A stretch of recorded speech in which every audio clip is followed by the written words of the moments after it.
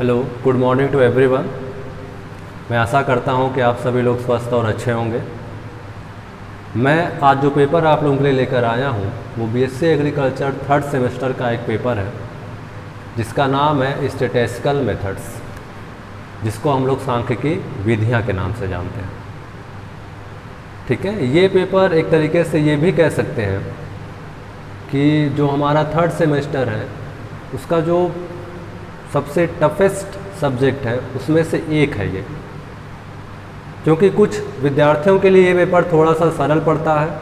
For example, जैसे अगर हम लोग जो मैथमेटिकल बैकग्राउंड से आए हुए छात्र हैं उनके लिए ये पेपर थोड़ा सा सरल होता है, क्योंकि इसमें मैक्सिमम चीज़ें जो होती हैं वो मैथमेटिकल होती हैं।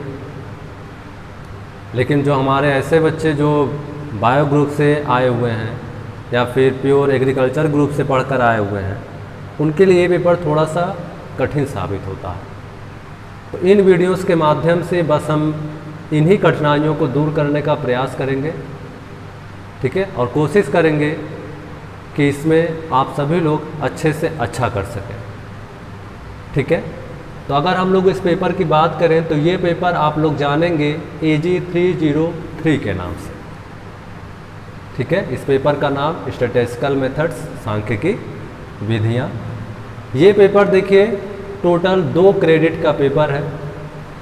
2 क्रेडिट का मतलब कि इसमें आपको 1 क्रेडिट थ्योरी के लिए मिलेगा और 1 क्रेडिट आपको प्रैक्टिकल के लिए। तो यहाँ पे क्रेडिट का मतलब क्या है? ठीक है, बहुत सारे ऐसे भी बच्चे हैं कि जिनको क्रेडिट का मतलब नहीं पता है या नहीं पता होता है। वो क्रेडिट उनके लिए बस एक क्या होता है कि एक शब्द बनकर रह जाता है। तो क्रेडिट का मतलब यहाँ पर बस यही होता है कि 1 credit is defined as the lecture of 50 minutes. ठीक है, इन अ वीक या पर वीक, या फिर हम कह सकते हैं कि minimum 100 minutes in a week.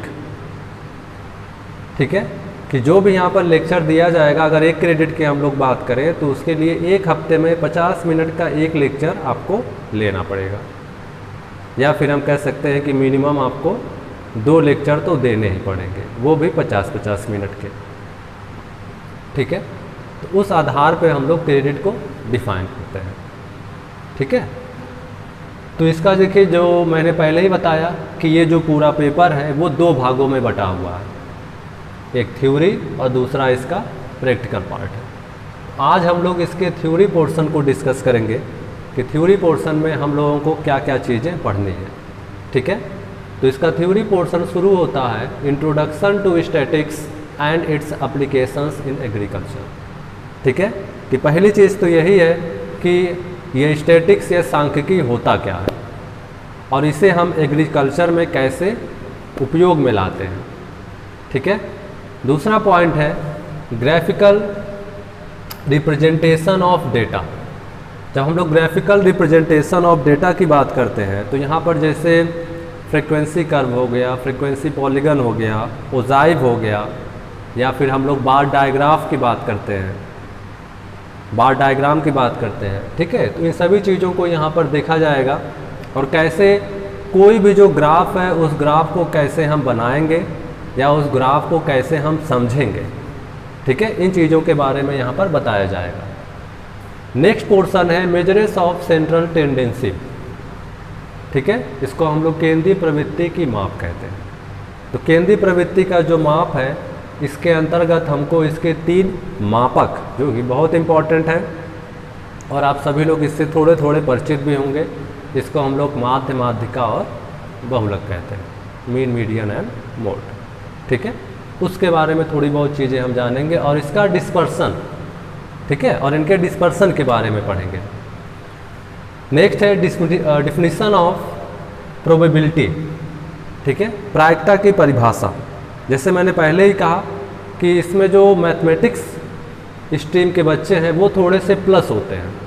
तो प्लस होने का रीज़न यही है कि इसमें जो चीज़ें कुछ रखी गई हैं वो प्योर मैथमेटिक्स के निकल कर आई हैं, और वो चीज़ें बच्चे क्या हैं कि उसको पहले ही वो इंटरमीडिएट स्तर पर पढ़कर आए हुए होते हैं, तो इसलिए वो ये चीज़ें उनके लिए यहाँ पर थोड़ी सी आसान हो जाती हैं। ठीक है, तो प्रायिकता क्या है? ये उन्हीं में से एक है, क्योंकि इंटरमीडिएट लेवल पे प्रायिकता बहुत अच्छे से और बहुत बड़े पैमाने पर इसको पढ़ाया जाता है। तो उसी प्रायिकता के आधा पॉइंट्स जो हैं वो एडिशन और मल्टीप्लिकेशन थ्योरम भी यहाँ पर पढ़ने हैं। ठीक है, नेक्स्ट है simple problems based on probability, और इसके आधार पर जो कुछ प्रॉब्लम्स होंगे उन प्रॉब्लम्स को भी सॉल्व करना है। बायनोमियल एंड पॉइसन डिस्ट्रीब्यूशंस, ठीक है, जो कि इसी का पार्ट है और इसको भी डिस्कस करना है। डिफिनीशन ऑफ कोरिलेशन को डिस्कस करना है कि सहसंबंध की परिभाषा क्या है, कितने प्रकार के होते हैं। ठीक है, स्कैटर डायग्राम को यहाँ पर डिस्कस करना है। और कार्ल पियर्सन जो कि कोरिलेशन से ही रिलेटेड है, तो Karl Pearson's coefficient of correlation को यहाँ पर पढ़ना है। और लीनियर रिग्रेशन इक्वेशंस को पढ़ना है। ठीक है, रैखिक समाश्रयण समीकरण इसको कहते हैं। Introduction to test of significance, ठीक है, यहाँ से जो आपका पोर्शन चलता है, इस पोर्शन को बेसिक तौर पे हम लोग डिजाइन के नाम से जानते हैं। ठीक है, जो कि जेनेटिक्स से रिलेटेड होता है थोड़ा बहुत। तो introduction to test of significance, 1 sample and 2 sample test and test t for means. ठीक है, मतलब जो टेस्ट टी है उस टेस्ट टी के लिए हमको 1 सैंपल और 2 सैंपल को लेकर चलना है। Chi square test of independence, ठीक है, काई स्क्वायर टेस्ट के बारे में पढ़ना है। किनके लिए? एट्रीब्यूट्स इन 2x2 कॉन्टिजेंसी टेबल। ठीक है, 2x2 का जो टेबल होगा उसके फेज में पढ़ना है। Introduction to analysis of variance, ठीक है, वेरिएंस का अर्थ यहाँ पर प्रसरण से है। प्रसरण के बारे में हमको पढ़ना है। Analysis of one way classification, इसका वन वे क्लासिफिकेशन कैसे होगा। इंट्रोडक्शन टू सैम्पलिंग मेथड्स, ठीक है, सैम्पलिंग की जो विधियाँ हैं, ठीक है, उनके बारे में पढ़ना है। और सैम्पलिंग वर्सेस कंप्लीट इनुमरेशन, ठीक है, simple random sampling with and without replacement. ठीक है, मतलब रिप्लेसमेंट के साथ और विदाउट रिप्लेसमेंट के कैसे हम सैम्पलिंग को कर सकते हैं। सिंपल सैम्पलिंग है। ठीक है, use of random number tables for selection for simple random sample के लिए। ठीक है, तो ये सारी चीज़ें इसकी थ्योरी पोर्शन है। थ्योरी पोर्शन में हमको बस इतनी ही चीज़ें पढ़नी है। ठीक है, तो नेक्स्ट वीडियो में हम लोग डिस्कस करेंगे इसका प्रैक्टिकल पार्ट। ठीक है, ओके।